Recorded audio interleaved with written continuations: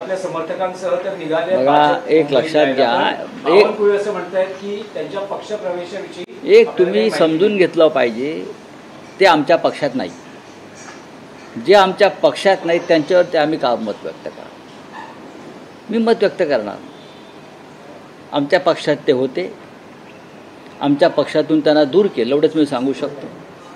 ते आता त्यांच्याविषयी कुठल्या पक्षात काय निर्णय होतात हा विषय आमच्यासाठी काही माजी नगरसेवक शिंदेच्या शिवसेनेत जातात, म्हणजे खिंडार म्हणायचं अजिबात नाही। भाजपच्या दिशेने जात आहेत, काही माजी नगरसेवक जात आहेत। नावं माहिती आहे?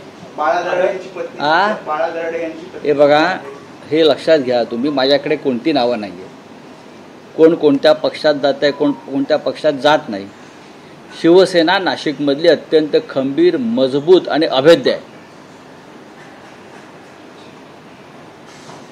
काही कुठेही आता ज्यांना जायचं होतं ते गेले आणि ज्यांना पक्षातून दूर करायचं होतं त्यांना दूर केलं।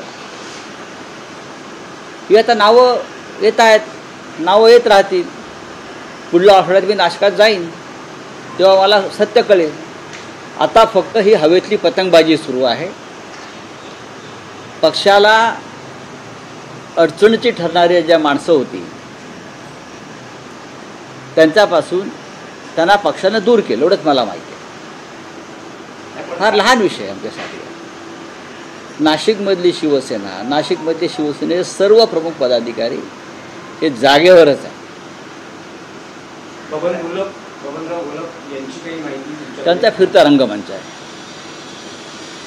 मला त्यांचं नाव आहे असं कळलं, पण त्यांचं माझं काय बोलणं झालं नाही। ते आधी दुसऱ्या पक्षात कुठल्या तरी गेले होते। आमच्याकडे आहेत, पक्षाच्या कार्यक्रमाला हजर असतात। योगेश घोलप हे पक्षाचे उमेदवार होते, त्यांचे चिरंजीव। त्यांच्यासाठी ती जागा आम्ही संघर्ष करून मिळवली। ते उत्तम प्रकारे निवडणूक लढले। त्यांची प्रकृती सध्या बरी नाही, त्याच्यामुळे ते सक्रिय नाही।